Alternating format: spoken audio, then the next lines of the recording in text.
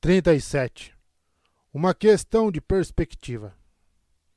Ora, como cada ordem foi combinada com a natureza e temperamento do arauto que tomou como patrono, não havia nenhuma mais arquétipa disso do que os guardiões das pedras, que seguiam Talenelat Elim, tendões de pedra, arauto da guerra. Eles consideravam um ponto de virtude serem exemplos de determinação, força e confiabilidade. Infelizmente, tomavam menos cuidado com a prática imprudente da sua teimosia, mesmo diante do erro comprovado. De Palavras de Radiância, capítulo 13, página 1. A reunião finalmente chegou a uma pausa. Não haviam acabado ainda, Pai das Tempestades. Parecia que nunca acabariam. Mas a discussão havia terminado por enquanto. A Adolin se levantou, os ferimentos em sua perna e seu flanco protestando, e deixou o pai e a tia conversando em sussurros enquanto a grande câmara era preenchida pelo som de conversas. Como seu pai suportava? 2 horas inteiras haviam se passado, de acordo com o relógio fabrial de Navani na parede. 2 horas de grãos príncipes e suas esposas reclamando sobre o assassino de branco. Ninguém conseguia concordar quanto ao que devia ser feito. Todos ignoravam a verdade, apunhalando-os na cara. Nada podia ser feito. Nada além de Adolin permanecer alerta e praticando, treinando para encarar o monstro quando ele voltasse. E você acha que vai conseguir vencê-lo? Quando ele pode caminhar pelas paredes e fazer com que os próprios espérendos da natureza obedeçam? Era uma pergunta incômoda. Seguindo a sugestão do seu pai, Adolin relutantemente trocara a sua armadura por algo mais apropriado. Precisamos projetar confiança nessa reunião, não medo, dissera Dalinar. O general Cal usava a armadura em seu lugar, escondido em uma sala adjacente com uma força de ataque. Seu pai parecia considerar improvável que o assassino atacasse durante a reunião. Se ele quisesse matar os grãos príncipes, poderia fazê-lo muito mais facilmente sozinho à noite. Atacá-los todos juntos, na companhia dos seus guardas e dezenas de fractários, parecia uma decisão imprudente. De fato, havia várias fractais naquela reunião. 3 dos grãos príncipes vestiam suas armaduras, e os outros estavam acompanhados por fractários. Abrobadar, Jacamave, Reze, Helis. Adolin raramente vira tantos juntos ao mesmo tempo. Será que isso faria diferença? Relatos estavam chegando do mundo inteiro havia semanas. Reis assassinados, corpos de governantes decapitados por toda Rochar. Em Jaquevédio, o assassino teria matado dúzias de soldados portando escudos semifractais capazes de bloquear sua espada, assim como 3 fractários, incluindo o rei. Era uma crise que tomava o mundo inteiro. E havia um homem por trás dela, partindo do princípio de que fosse um homem. Adolin arrumou uma taça de vinho doce nos fundos da sala, servido por um criado ansioso em azul e dourado. Vinho laranja, basicamente suco de fruta. Adolin bebeu a taça inteira de qualquer modo, então foi procurar Helis. Precisava fazer alguma coisa além de sentar e ouvir pessoas reclamarem. Felizmente, havia feito um plano durante a reunião. Helis, filho de Rutari, um fractário famoso, tinha um rosto semelhante a uma pá, largo e chato, com um nariz que parecia ter sido esmagado. Estava vestindo um traje afetado em verde e amarelo. Nem mesmo era interessante. Ele podia vestir qualquer coisa e escolher a vestir aquilo. Era um fractário pleno, um dos poucos no acampamento. Era também o atual campeão de duelos, o que, junto de sua família, tornava-no particularmente interessante para Adolin. Ele estava conversando com seu primo Erit e um grupo de 3 assistentes de Sadias, mulheres usando o tradicional Hava Vorin. Uma das mulheres, Melali, lançou um olhar hostil a Adolin. Ela estava bela como sempre, o cabelo em tranças complicadas e preso como espetos. O que foi mesmo que ele havia feito para irritá-la? Já fazia séculos desde que a cortejara. Helis, disse Adolin, erguendo a taça. Só queria que você soubesse que achei muito corajoso da sua parte se oferecer para lutar com o assassino mais cedo. É inspirador ver que está disposto a morrer pela coroa. Helis olhou feio para Adolin. Como era possível ter um rosto tão achatado? Será que deixaram-no cair quando bebê? Você acha que eu perderia? Bem, é claro que perderia, disse Adolin com uma risadinha. Quero dizer, vamos ser honestos, Reles. Você está sentado nos louros do seu título por quase meio ano. Não vence um duelo digno de nota desde que derrotou o Epinar. Isso vindo de um homem que passou anos recusando a maioria dos desafios, disse Melali, olhando de Adolin de alto a baixo.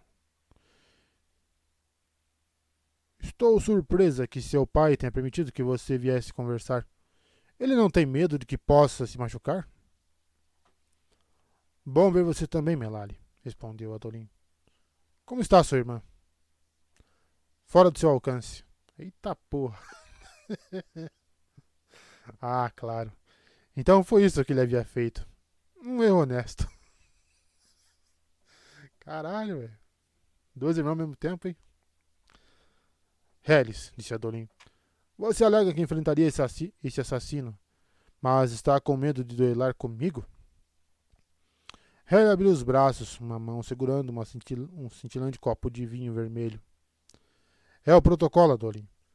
Duelarei com você quando vencer nos níveis intermediários por 1 ano ou 2. Não posso simplesmente aceitar um desafio qualquer, ainda mais em um duelo arriscando nossas fractais. Um desafio qualquer? Harris, sou um dos melhores. É mesmo? Perguntou Harris sorrindo. Depois daquela exibição com Eranive? Sim, Adolin, disse Elite, o primo baixo e calvo de Harris. Você só teve uns poucos duelos importantes nos últimos tempos. Em um deles você basicamente trapaceou, e no outro, venceu por pura sorte. Harris assentiu. Se eu contornar as regras e aceitar seu desafio, quebra o paredão, então terei dezenas de espadachins inferiores me perturbando. Não terá nada, porque não será mais um fractário. Terá perdido para mim. Tão confiante. Harris deu uma risadinha, voltando-se para a Elite e as mulheres. Escutem só isso. Ele ignora a classificação por meses, depois volta em um pulo e acha que pode me vencer. Eu aposto minha armadura e espada, declarou Adolin. E a espada e a armadura do meu irmão, junto com o fractal que ganhei de Eranive. 5 fractais contra as suas 2. Elite se sobressaltou. O homem tinha apenas a armadura, dada a ele pelo primo. Ele se virou para Hellis, parecendo faminto. Hellis hesitou. Então fechou a boca e inclinou a cabeça preguiçosamente enquanto encarava Adolin. Você é um tolo, Colin. Estou fazendo a oferta diante de testemunhas, disse Adolin. Se você vencer o duelo, vai ficar com todas as fractais que minha família possui. O que é mais forte? Seu medo ou sua cobiça? Meu orgulho, respondeu Hellis. Sem duelo, Adolin. Adolin travou os dentes. Havia esperado que o duelo com Eranive fizesse com que os outros o subestimassem, deixando-os mais inclinados a duelar com ele. Não estava funcionando. Hellis deu uma gargalhada e estendeu o braço para Melali, puxando-a para longe, seguido por suas assistentes. Ele te hesitou. Bem, melhor que nada, pensou Adolin, formando um plano. Que tal você? Perguntou ao primo. Elite fitou de cima a baixo. Adolin não conhecia o homem direito. Diziam que era um duelista passável, embora estivesse frequentemente sobre a sombra do primo. Mas aquela fome... Elite queria ser um fractário pleno. Elite, chamou Hellis. Mesma oferta? Disse Elite, encontrando o olhar de Adolin. Só os 5 contra minha armadura? Que péssimo negócio. Mesma oferta. Estou dentro, disse Elite. Atrás dele, o filho de Rutar grunhiu. Ele agarrou Elite pelo ombro, arrastando-o para seu lado com um rosnado. Você me disse para seguir os níveis, disse Adolin para Hellis. É o que estou fazendo. Não com meu primo. Tarde demais. Você ouviu. As damas ouviram. Quando lutaremos, Elite? 7 dias, respondeu Elite. Em Chachel. 7 dias. Uma longa espera, considerando um desafio como aquele. Então ele queria tempo para treinar, não queria? Que tal amanhã, em vez disso? Hellis rosnou para Adolin uma demonstração muito não aletiana e empurrou seu primo mais para longe. Não entendo por que está tão ansioso, Adolin. Não devia se concentrar em proteger seu pai? É sempre triste quando um soldado vive tempo suficiente para perder o juízo. Ele já começou a molhar as calças em público? Calma, disse Adolin a si mesmo. Hellis estava tentando provocá-lo, talvez fazer com que atacasse de modo imprudente. Isso permitiria que ele fizesse uma petição ao rei para retificação e anulação de todos os contratos com sua casa, incluindo o acordo de duelo com a elite. Mas o insulto foi longe demais. Seus companheiros arquejaram levemente, se afastando daquela grosseria indigna dos valores aletianos. Adolin não cedeu àquela provocação desesperada. Conseguira o que queria. Não sabia bem o que podia fazer em relação ao assassino, mas aquilo ali era uma maneira de ajudar. Elite não tinha uma classificação alta, mas servia a Rutar, que estava cada vez mais agindo como a mão direita de Sadeas. Vencê-lo deixaria Adolin um passo mais perto da verdadeira meta, um duelo com o próprio Sadeas. Ele se virou para partir, então se deteve. Alguém estava logo atrás dele, um homem robusto com um rosto bulboso e cabelos pretos cacheados. Sua pele era corada, o nariz vermelho demais, finas veias visíveis nas bochechas. O homem tinha os braços de um soldado, apesar do traje frívolo que era, a Adolin admitiu com relutância, bastante elegante. Calças escuras, com detalhes em verde floresta, um casaco curto aberto com uma camisa rígida combinando, cachecol no pescoço. Torol Sadeas, grão-príncipe, fractário, e o homem em quem Adolin estava pensando, a pessoa que mais detestava no mundo. Outro duelo, jovem Adolin, disse Sadeas bebericando vinho. Você está realmente determinado a passar vergonha. Ainda acho estranho que seu pai tenha abandonado a proibição de que você duelasse. Pensei que fosse uma questão de honra para ele. Adolin passou por Sadeas sem confiar em si mesmo, nem ao menos para falar uma única palavra com aquela enguia em forma de homem. Vê-lo trazia memórias de puro pânico enquanto via Sadeas recuar do campo de batalha, deixando Adolin e seu pai sozinhos e cercados. Ravar, Pereton e Ilamar, bons soldados, bons amigos, haviam morrido naquele dia. Eles e mais 6.000 homens. Sadeas agarrou o ombro de Adolin enquanto ele passava. Pense o que quiser, filho, mas eu estava tentando ser generoso com seu pai, sussurrou o homem. Uma ponta de espada para um antigo aliado. Me solte. Se você perder o juízo quando envelhecer, reze ao Todo-Poderoso para que haja pessoas como eu, dispostas a lhe dar uma boa morte. Pessoas que se importam bastante para não zombar, mas sim segurar a espada enquanto você cai sobre ela. Terei sua garganta em minhas mãos, Sadeas, sibilou Adolin. Vou apertar, e então vou enfiar minha adaga na sua pança e torcer. Uma morte rápida é boa demais para você. Fez Sadeas, sorrindo. Cuidado, é uma sala cheia. E se alguém ouviu ameaçando o grão-príncipe? O jeito aletiano. Podia-se abandonar um aliado no campo de batalha e todos saberem, mas uma ofensa ao vivo, bem, era inadmissível. Isso a sociedade condenaria. Pela mão de Nalan. Seu pai tinha razão sobre todos eles. Adolin virou-se em um movimento rápido, soltando-se da pegada de Sadeas. Seus próximos movimentos foram instintivos, seus dedos se juntando, preparando-se para plantar um punho naquele rosto sorridente e pretensioso. Uma mão caiu sobre o ombro de Adolin, fazendo-o hesitar. Acho que isso não seria sábio, luminobre Adolin, disse uma voz baixa, mas severa. O tom lembrava ao de seu pai, embora o timbre fosse diferente. Ele olhou para Amaran, que havia aparecido ao seu lado. Alto, com um rosto pétreo, o luminobre Meiridas Amaran era um dos únicos olhos claros no recinto que estava trajando um uniforme apropriado. Por mais que Adolin desejasse poder usar algo mais elegante, ele compreendia a importância do uniforme como símbolo. Adolin respirou fundo, baixando o punho. Amaran assinou com a cabeça para Sadeas, então virou Adolin pelo ombro e caminhou com ele para longe do grão-príncipe.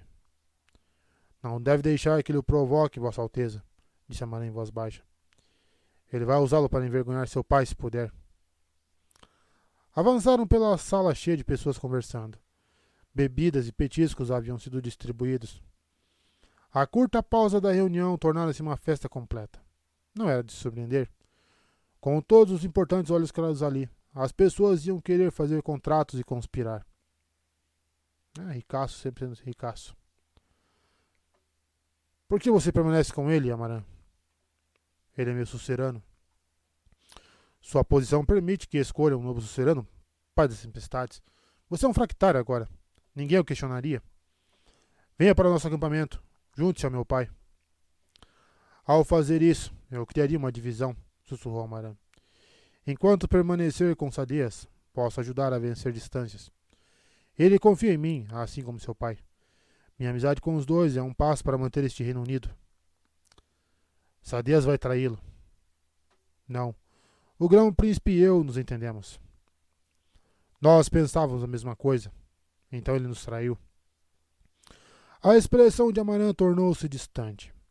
Até a maneira como ele andava era tão cheia de decoro, costas retas, acenando respeitosamente com a cabeça para muitos enquanto passava. O perfeito general olhos claros, brilhante e capaz, mas não arrogante. Uma espada para o uso do seu grão-príncipe. Ele passara a maior parte da guerra diligentemente treinando novas tropas e enviando as melhores a Sadeas, enquanto guardava as sessões de Aletikar. Amaran era metade do motivo por que Sadeas havia sido tão eficaz ali nas planícies quebradas. Seu pai é um homem incapaz de ceder, disse Amaran, e não mudaria isso em nada, Adolin. Mas significa que o homem que ele se tornou não conseguirá trabalhar. Mas significa que o homem que ele se tornou não conseguirá trabalhar com o príncipe Sadeas. E você é diferente? Sou. Adolin bufou.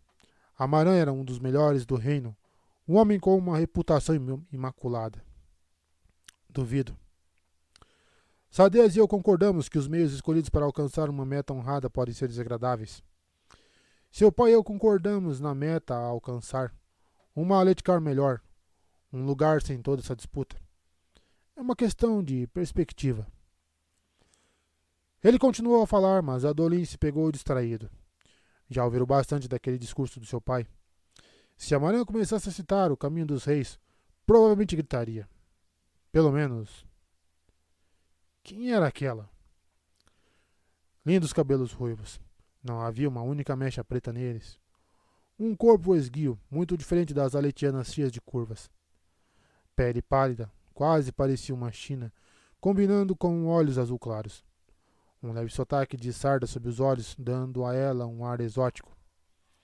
A jovem parecia flutuar pelo recinto.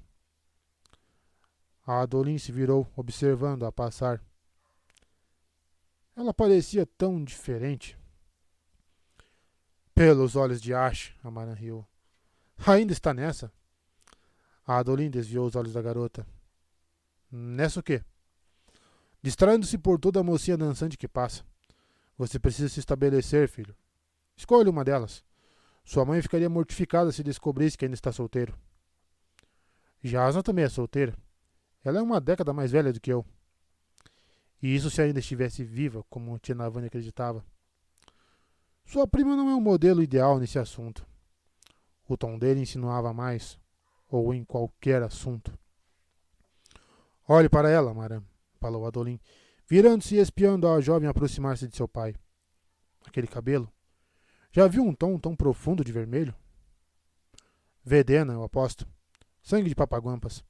Há linhagens que se orgulham disso. Vedena. Não podia ser, podia? Com licença, disse Adolin, se afastando de Amaran e abrindo caminho aos empurrões, educadamente, até o lugar onde a jovem conversava com seu pai e sua tia. A luminobre Jasna afundou com o navio, infelizmente, dizia a mulher. Eu sinto muito pela sua perda.